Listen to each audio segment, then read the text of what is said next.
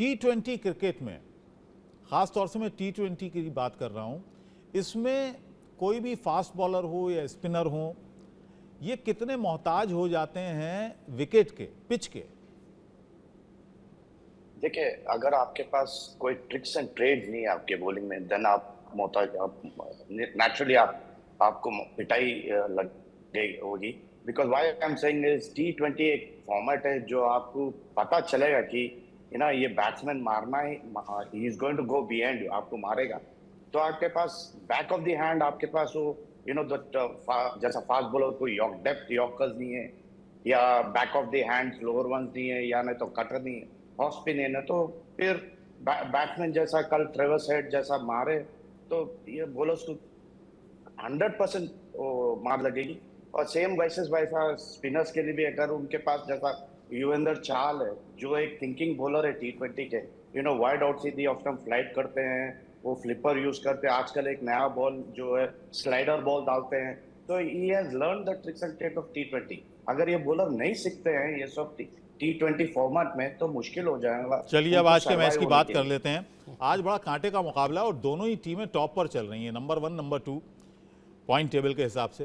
राजकुमार जी, आज का विकेट क्या कहता है? ईडन गार्डन्स में आज किसका सिक्का चलेगा, बॉलर्स का, बैटर्स का?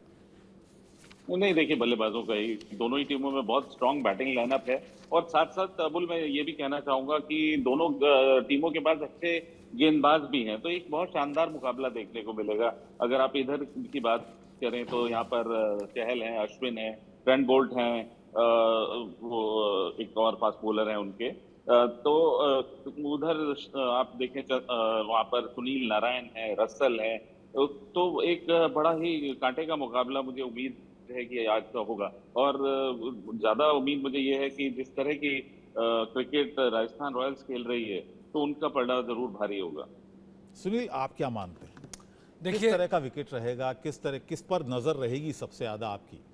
देखिए, अगर कलकत्ता से खेलेंगे तो हमें फिल सॉल्ट दिखते हैं, सुनील नारायण दिख रहे हैं, श्रेयस अय्यर दिख रहे हैं, एंड्रे रसल दिख रहे हैं। ये चारों अपने आप में बहुत बड़े बड़े बैटर्स हैं। सिर्फ मैं बैटिंग की उसकी बात करूं, सुनील नारायण और एंड्रे रसल, जस्ट इमेजिन, जो बॉलर्स की तरह से आए या एक बिट्स एंड पीसेस क्रिकेटर की तरह पे आया, आज इनका पलड़ा देखिए। फिल सॉल्ट 191 रन 5 इनिंग में, 2 हाफ सेंचुरी लगा के वहाँ 160 की स्ट्राइक रेट पे। नारायण को 170 के आसपास है 5 इनिंग में, और उसकी स्ट्राइक रेट है 183। जस्ट इमेजिन, जो लेग स्पिन करने आया था उसने छक्के छुड़ा दिए अपने दूसरे प्रतिद्वंद्वी के।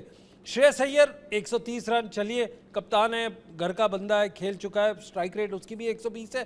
बट एंड्रे रसल 115 3 इनिंग्स में, और इनकी तो हम बात ही नहीं कर रहे कि इन्होंने बॉलिंग में क्या अपना और फील्डिंग में क्या जलवा दिखाया।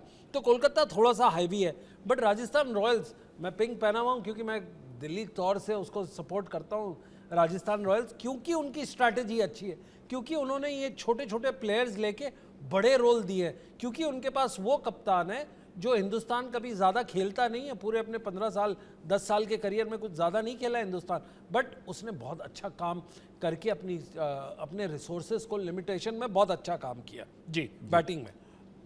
अब राजस्थान रॉयल्स पर भी आ जाते हैं, और सबसे ज्यादा नजर जो आज की तारीख में लोगों की है वो रेयान पराग पर है। बिल्कुल है, क्यों नहीं होगी। 284 रन 6 इनिंग्स में और 2 बार नॉट आउट, इसीलिए उनकी वो बढ़ गई है। और उनका विराट कोहली के बाद कंसिस्टेंसी है, बिल्कुल है, यहाँ दिखा रहा है कि कंसिस्टेंसी है। अब देखिए, पिछले साल उसने सिर्फ 3 हाफ सेंचुरी पूरे टूर्नामेंट में मारी थी, इस बार 5 मुकाबले में 3 वो ठोक के बैठ चुका है और 2 बार नॉट आउट है। उसके ऊपर उसकी जो वो है, जो स्ट्राइक रेट है 155 है, एवरेज है 71। अगर ऐसा बैट्समैन है, उसके बाद आपके पास संजू सैमसन 264 पे है।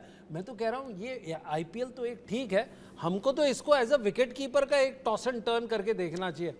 अगर आप देखें, क्योंकि राजकुमार साहब को एयरपोर्ट की तरफ निकलना है, उनसे ये सवाल पूछूंगा, सर संजू सैमसन और यशस्वी जायसवाल, सर टॉप ऑर्डर और ओपनिंग बैट्समैन और विकेट कीपर्स को कहीं ये धक्का तो नहीं दे रहे हैं? थोड़ा सा कहीं उनको तकलीफ तो नहीं है इनके अच्छे प्रदर्शन से, हमारे चयनकर्ताओं के लिए तकलीफ हो गई हो? नहीं, डेफिनेटली दोनों ही अपने मतलब रखेंगे अपना केस, क्योंकि दोनों ही कंटेंडर्स हैं। यशस्वी ने तो अपने आप को काफी हद तक T20 में एस्टेब्लिश किया है, संजू सैमसन इन आउट होते रहे हैं, तो अभी भी अगर उनका प्रदर्शन अच्छा रहा तो उनका कंपटीशन बहुत स्ट्रांग है। ऋषभ पंत, ईशान किशन और जुरैल, तो ये 4-5 विकेट कीपर्स हैं। केएल राहुल भी इसमें शामिल हैं, तो ये कड़ा मुकाबला है। जिस तरह की बल्लेबाजी दिनेश कार्तिक ने कल की है, तो वो एक बहुत स्ट्रांग कंटेंडर बन के उभरे हैं, क्योंकि उस स्लॉट पे देखिए इनमें से कोई भी नहीं खेलता है, और वहां पर उस स्लॉट पे भारत को एक फिनिशर की जरूरत है।